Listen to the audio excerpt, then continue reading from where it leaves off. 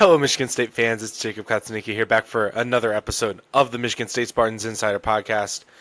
Michigan State football now heading into an interesting week against the UCLA Bruins. Michigan State's 0-2 in Big Ten play, 3-2 overall. It's been an interesting season. I can't lie. They got that. You have that weird game against Western Michigan. You had that dramatic double overtime win against Boston College, but it turns out that Boston College is terrible, which certainly doesn't make MSU look good now. Boston College, I believe, is 1-4 now. No wins against an FBS opponent. And then Youngstown State, pretty bleh type of game, and then you go into Big Ten play and kind of have those two games where there's moral victories there, but people don't want moral victories. Moral victories is kind of it's just one of those things where you can only take it for so long. They're 0-2. USC outplayed them. Nebraska, I wouldn't say Nebraska just outplayed them like USC did, where they just used their skill, their superior speed, and their 4 and 5 stars to just walk all over them. No, Michigan State gave that game away. 3 turnovers. That doesn't include the block punt for a touchdown. Kind of went over that. Or you can check out any of the articles that I've written since that game. It's like the patience is wearing thin now. There's a section of the fan base that would like to see Michigan State blow everything up.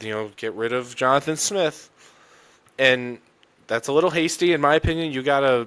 I still think firing any coach, unless it's like horrendous, like talking 1-11 bad. No, just you shouldn't be doing that. It's not the wise move financially either. We're in a time now where athletic departments financially are under more strain than ever before. This is kind of the more boring stuff, but Michigan State brought in the athletic director Jay Batt for a reason, to kind of help the financial side of things. Jonathan Smith's buyout is really, really high, and unless Nick Saban walks into Jay Batt's office and is like, I want to come out of retirement and coach for you guys, I don't see a coaching change happening this offseason, barring anything weird or wonky. So that brings us to UCLA week. It's interesting because, again, there's people who are growing very, very impatient. You just lost a game that if they played a clean game, they would have won. I think just the defense played well enough for Michigan State to win that game. Even the offense was not good. 3.5 yards of play. Never got into any sort of rhythm whatsoever. A lot of 3-and-outs. Just they couldn't run the ball. They didn't really seem to be very interested in throwing underneath, quick passes. A lot of stuff trying to go down the field. That wasn't working going into the wind. But still, just the special teams, though, brutal. Blocked punt, touchdown, that doesn't even count as a turnover, but it kind of may as well be. I know you're giving the ball back anyways, but when you just let instantly, just snap your fingers, there's 7 more points on the board for Nebraska, it may as well be added onto that total, so kind of make it 4. Just plays like that. Two picks from Childs. One of them was just a terrible overthrow. The other one was another overthrow, but he was at least kind of under pressure on that one. And again, the offensive line was... that was the worst offensive line performance of the year for Michigan State. They really missed it. They really missed Stanton Ramil, but he's not coming back for at least another couple of games. Jonathan Smith said he'd be out for a month. We don't know what game he'd come back for, but I'd have to imagine, based on when he said it, maybe be after Michigan. At the end of the month, you're maybe looking at Minnesota on the road on November 1st for that type of thing.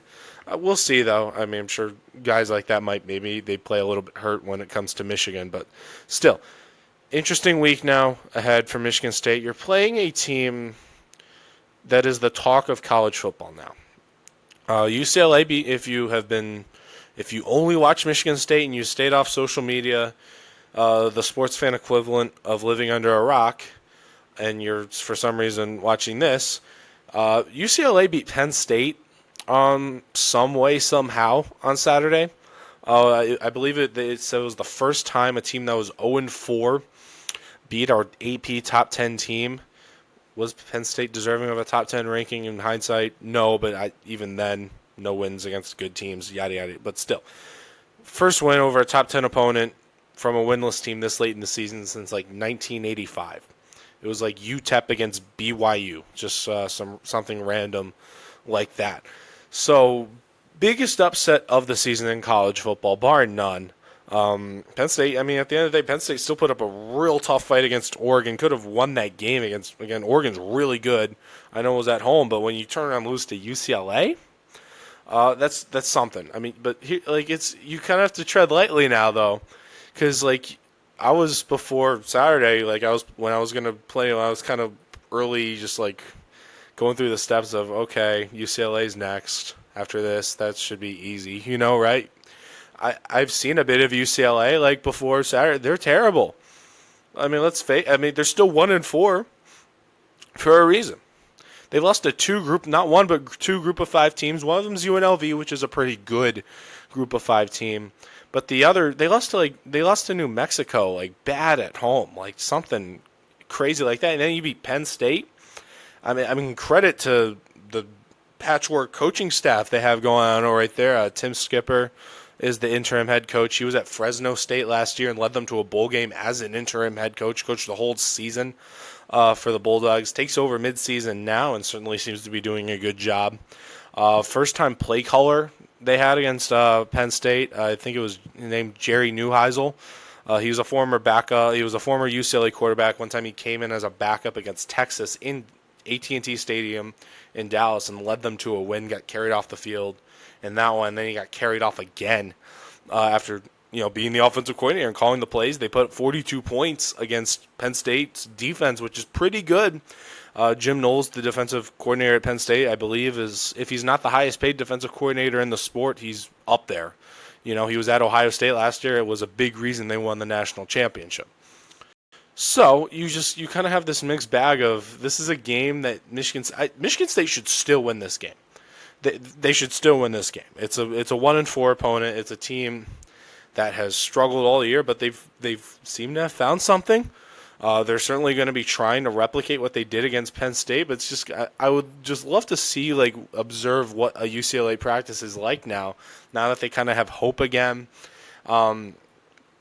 And if they were 0-5, you just kind of have a dead weight practice, yada, yada, yada. Let's get through the season, and then we'll all hit the portal, that type of thing. But now they're gassed up. They're like, okay, if we can beat – let's face it, if I was a UCLA football player and I'm like, we beat Penn State, why can't we beat Michigan State? I mean, we can be honest with ourselves here. If Penn State played Michigan State on a neutral field, who do we think would win? We'd pick Penn State. Penn State comes to East Lansing, and at the moment I'd pick Penn State. Even though they lost to UCLA, we can be. These are two teams that are at different talent levels. One team made the college football playoff semifinal last year and was real close to winning that game as well. We know the narrative about James Franklin in big games, but nevertheless, they were still there in the semifinal. Had a pretty easy path to the semifinal. SMU, Boise State, but they still lost to UCLA. I'd still take them against the majority of the Big Ten if I had to stake my life on it. But it's just an interesting scenario because this is just going back to it. This is an interesting game because it's a game that Michigan State should win, but it's not. It doesn't feel like that free win that we thought Michigan State kind of had on its Big Ten schedule. It's the only game on ESPN's Football Power Index that they're favored to win right now. They're real close with that game at Minnesota. It's like 55-45 at the moment. That could flip if you play well enough and if Minnesota drops. But still, there's no easier games that they're on the schedule right now. This is kind of the thing about the new era of the transfer portal, I think, that people have to get used to. And that you're just not going to have bad teams anymore. You're just not going to have really bad Rutgers teams like shortly after they join the Big Ten. Everyone can go pay players out of high school, out of the transfer portal, and that just raises the floor of everyone. You're not going to see a whole lot of teams that are just downright bad. We thought that was going to be UCLA. They certainly were for 4 games, but then they go beat Penn State, and you kind of have to change your perspective a little bit on that now. I mean, if you lose to UCLA, again, if they lose to UCLA, the season's practically over. You're down to 3-3. I don't know if there's 3 other wins out there on the schedule. I mean, good luck if you can't be UCLA at home at a 9 a.m. Pacific time kickoff at Spartan Stadium. You got a lot of problems, and that's kind of what rides a lot on this game. It's just a game you gotta win.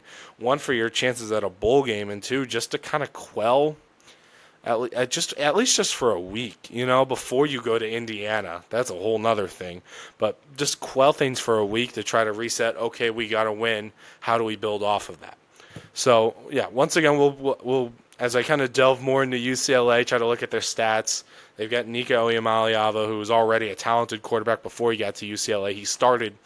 People have their opinions on him, but he started on a team that made the college football playoff last year for a reason. You don't make the college football playoff with terrible quarterback play. You just don't. So he's a great quarterback. He played phenomenally against Penn State, ran for like 130 yards and 3 touchdowns as a QB. So better watch out for him. That's the first little tidbit I'll get out of the way. But once again, I'm Jacob Katsunika. We'll continue to provide coverage of your Michigan State Spartans throughout this week. Leading up to this game, hockey comes back this week. I will be there for both of those games in the series against New Hampshire. But continue to keep coming back here for your coverage every single day, and I'll see you guys around.